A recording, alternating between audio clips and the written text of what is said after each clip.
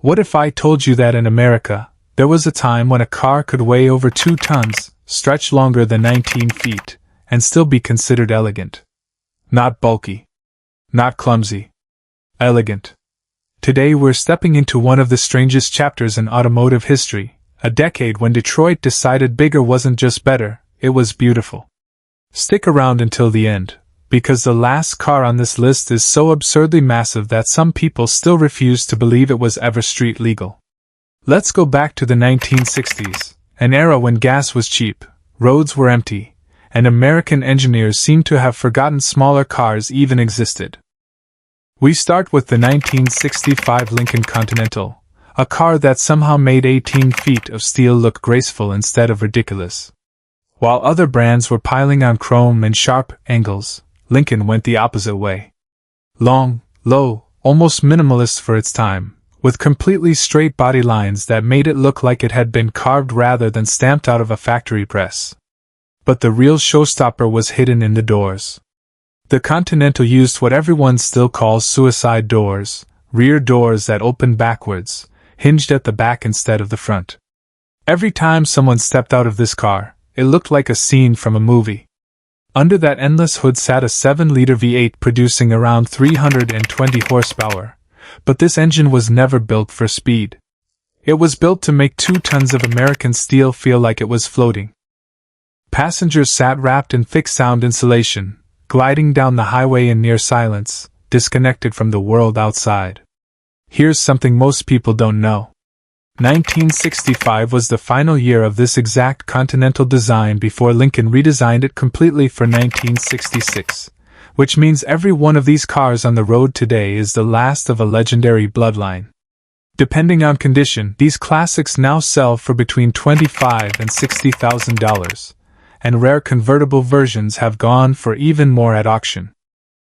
Now if the Continental was quiet elegance, the 1966 Cadillac Fleetwood was the complete opposite philosophy. This car wanted everyone on the street to know exactly what they were looking at. Enormous, formal, unapologetically American. Cadillac ditched the wild tail fins of the previous decade and replaced them with a longer, lower, more mature body. But the vertical headlights and that endless hood still screamed dominance. In 1966, Cadillac introduced the Fleetwood Brougham trim, and this is where things got seriously indulgent. Plush materials, acres of legroom, power everything, and insulation so thick you could barely hear the outside world at all. Cadillac actually built over 13,000 of these in the very first year, and buyers could not get enough. Powering this land yacht was a massive 7-liter V8 pushing 340 horsepower, once again not for speed, but purely to erase the feeling of weight. Today a standard Fleetwood in good shape runs around $23,000. A pristine Brougham can climb past $50,000. Here's where things get genuinely insane, so if you thought the last 2 cars were big, you are not ready for this one. The 1969 Imperial LeBaron did not try to hide its size, it fully embraced it. At nearly 19.5 feet long, this was one of the largest production cars you could legally buy in America without stepping directly into limousine territory. 1969 also brought Chrysler's brand new fuselage design, giving the LeBaron rounder, more flowing bodywork with a massive grille that completely swallowed the headlights when they were switched off. Imperial wasn't just a fancy Chrysler trim either, it was marketed as its own separate luxury brand built specifically to go head-to-head with Cadillac and Lincoln, just with far fewer units sold, which makes surviving examples genuinely rare today.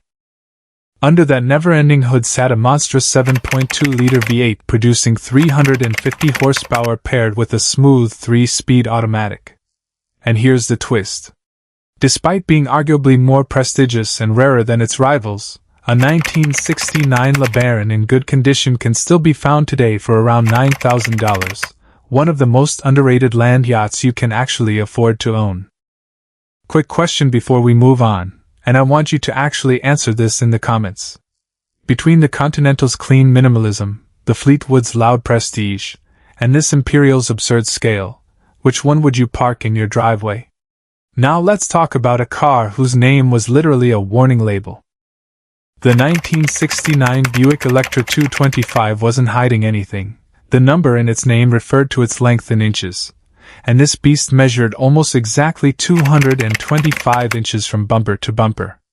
Buick redesigned the Electra for $69, trading in the boxier shapes of previous years for a smoother, more flowing silhouette, and in the hardtop version, the complete absence of a center pillar made the whole car look like one continuous sheet of glass and steel stretching endlessly down the road. Inside, the entire philosophy was simple: space for everyone, effort for absolutely nobody. Power seats, power windows, plush finishes, and a suspension tuned purely for floating rather than handling. Powering this giant was a 7-liter V8, making 360 horsepower, and buyers could even option front disc brakes, which felt necessary for something this heavy. A good condition Electra today runs around $9,000, though exceptionally preserved examples command significantly more. Then there's the 1968 Chrysler New Yorker, a car that never needed a Cadillac badge to feel important. This was the final year of Chrysler's straight-edged, monumental body style before the company switched to a rounder fuselage look in '69, giving this New Yorker a special last-of-its-kind charm. Long hood, clean flanks, a formal rooftop, and in hardtop form, the whole car looked like it stretched forever. Chrysler loaded it with power steering, power brakes, and an automatic transmission as standard, with air conditioning, cruise control, and full leather available for buyers who wanted the complete experience. Under the hood sat a 7.2-liter V8 making around 350 horsepower paired with the legendary TorqueFlite automatic, engineered for effortless torque, not speed. Today it remains one of the most affordable land yachts of the decade, with good examples sitting around $16,000. Now stay with me because this next one proves that a land yacht didn't even need 4 doors to feel massive.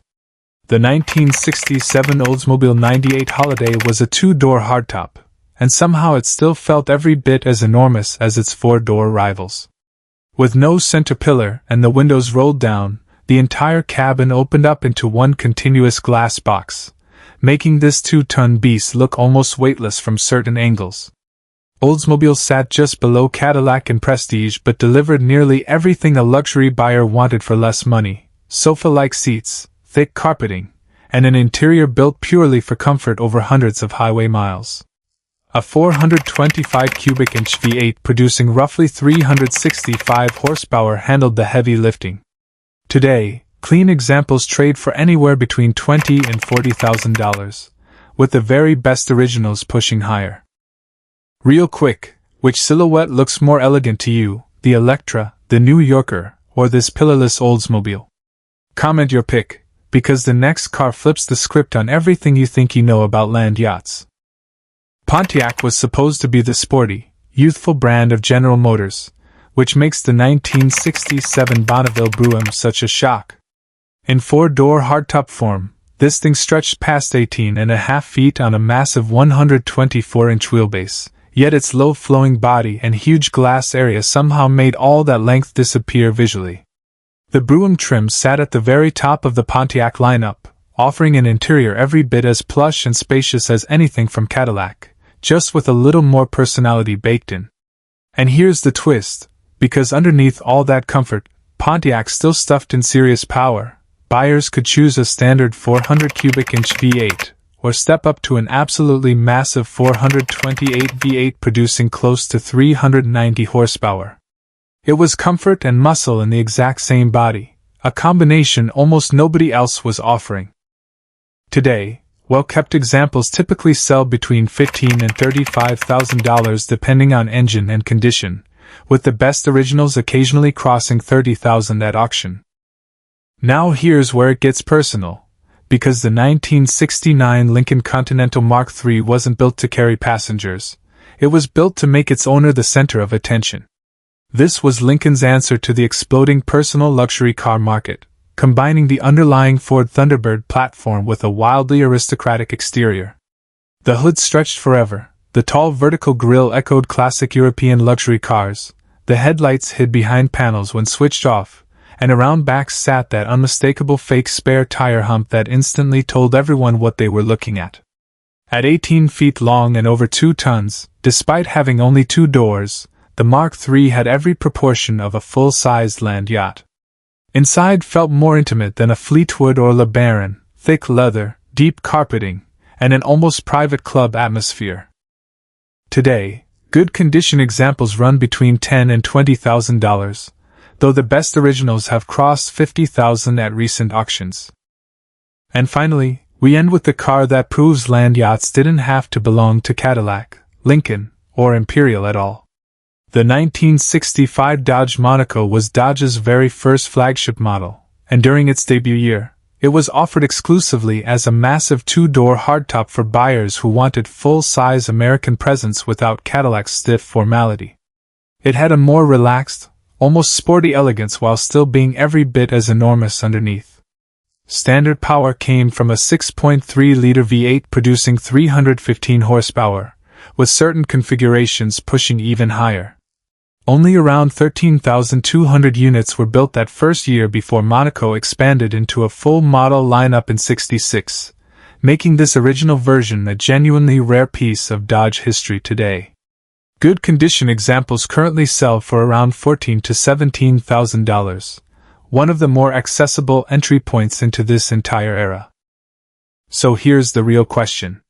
In an age of tiny electric hatchbacks and cars that practically apologize for existing, America once built rolling palaces on wheels, cars that didn't care about parking spaces, fuel economy, or what anyone thought. They cared about one thing only, making you feel like royalty every time you turn the key. Out of everything we covered, the Continental's quiet elegance, the Fleetwood's loud prestige, the LeBaron's sheer scale, the Electra's flowing glass, the New Yorker's understated class, the Oldsmobile's floating cabin, the Bonneville's hidden muscle, the Mark III's personal luxury, and the Monaco's sporty edge. Which one would you want in your garage right now? Type your answer below. I read every comment, and if this deep dive into American excess got you hooked, go watch our video on the rarest American muscle cars ever built, because it's just as wild as this one. See you in the next video.